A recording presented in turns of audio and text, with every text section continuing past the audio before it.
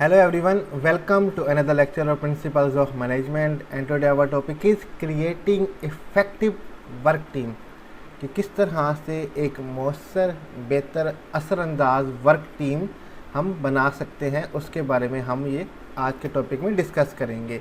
ये basically principles of management का chapter है मैनेजिंग टीम और उसका टॉपिक है क्रिएटिंग इफ़ेक्टिव वर्क टीम कि किस तरह से हम मौसर वर्क टीम जो है वो बना सकते हैं।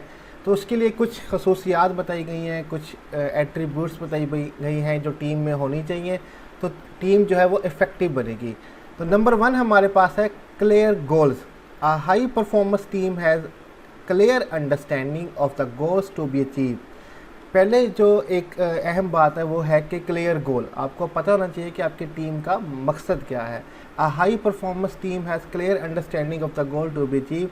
एक अच्छी कारकर्दगी करने वाली टीम को मुकम्मल तौर पे पता होता है, अंडरस्टैंडिंग होती है कि उनका गोल, उन्होंने कौन से गोल जो हैं वो अचीव करने हैं।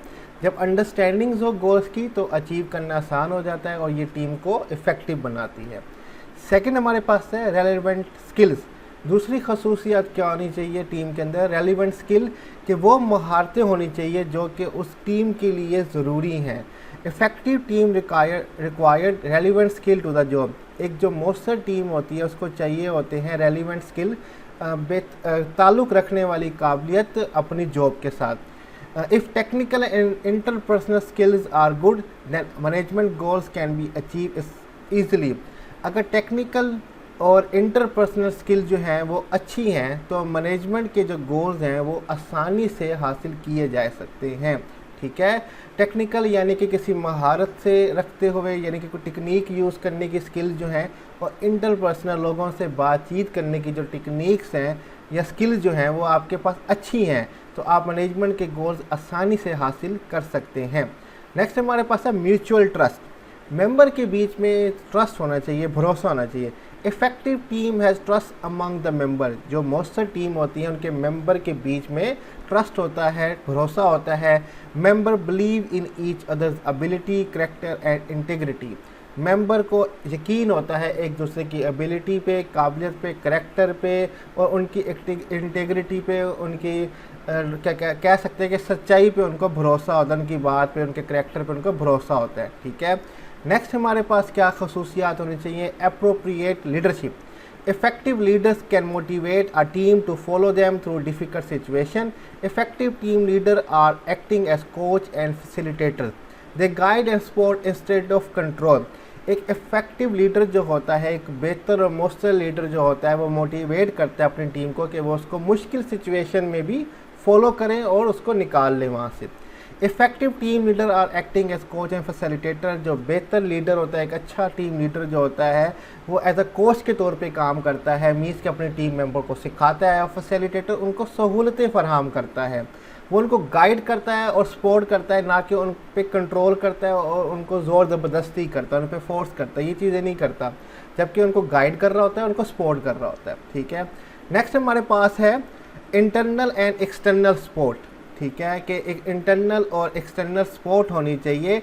Internal team should have infrastructure mean proper training, incentive and reward system. Team को अंदरूनी और बैरूनी सपोर्ट होनी चाहिए। इंटरनली टीम के पास एक सही इंफ्रास्ट्रक्चर होना चाहिए, एक प्रॉपर ढांचा होना चाहिए, मीन्स के प्रॉपर ट्रेनिंग होनी चाहिए, उनकी ठीक तरबियत होनी चाहिए, इंसेंटिव प्लान होना चाहिए, रिवार्ड सिस्टम उनके लिए होना चाहिए। एक्सटर्नल मैनेजर और organisation should provide needed backup and resource to the team. और बैरूनी जो मैनेजर या ऑर्गेनाइजेशन है उसको चाहिए कि वो अपनी टीम को प्रोवाइड करे पूरा बैकअप, जो जो रिसोर्सेज उनको चाहिए टीम को फराहम किया जाए। रिसोर्सेज मीन जितना पैसा चाहिए या जो उनको रिसोर्स चीज़ें वगैरह चाहिए अपने गोल को अचीव करने के लिए, वो सारी उन्हें फराहम करनी चाहिए। नेक्स्ट हमारे पास आ जाता है, ये नंबरिंग में ज़रा इशू है तो आप कंफ्यूज ना होइएगा, यूनिफाइड कमिटमेंट। ठीक है, यूनिफाइड कमिटमेंट के एक चीज़ के ऊपर सारे इत्तेफाक हों, कमिटेड हों, ठीक है, अपना वादा पूरा करें।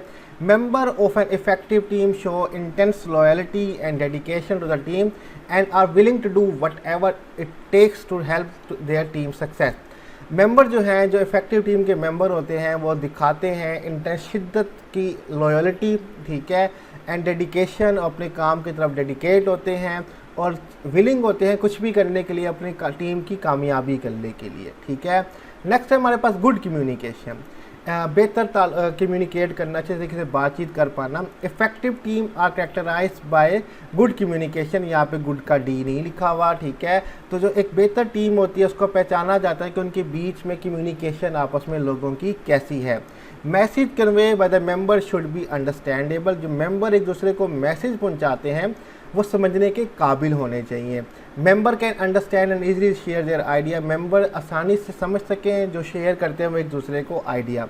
लास्ट हमारे पास है negotiating skills, effective team can make adjustment that who will do what, member need to have negotiating skill, जो बेहतर टीम मेंबर होती हैं वो एडजस्टमेंट कर सकते हैं कि किसी ने क्या करना है, किस मेंबर ने क्या करना है, आप कर लें, कोई इशू नहीं है।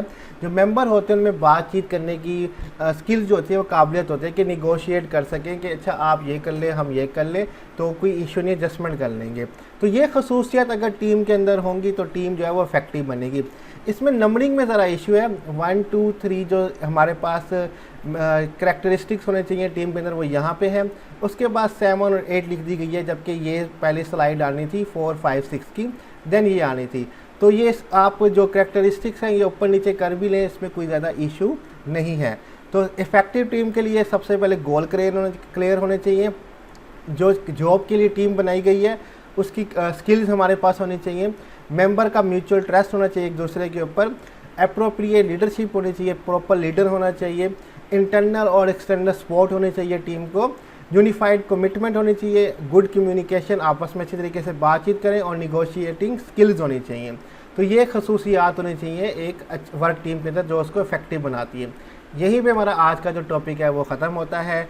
कोई भी क्वेश्चन हो आप कमेंट में मुझसे पूछ सकते हैं। स्लाइड्स का लिंक डिस्क्रिप्शन में दिया गया है, आप वहाँ से लिंक के थ्रू डाउनलोड कर सकते हैं। अपना ख्याल रखिएगा, टेक केयर, अल्लाह हाफिज़।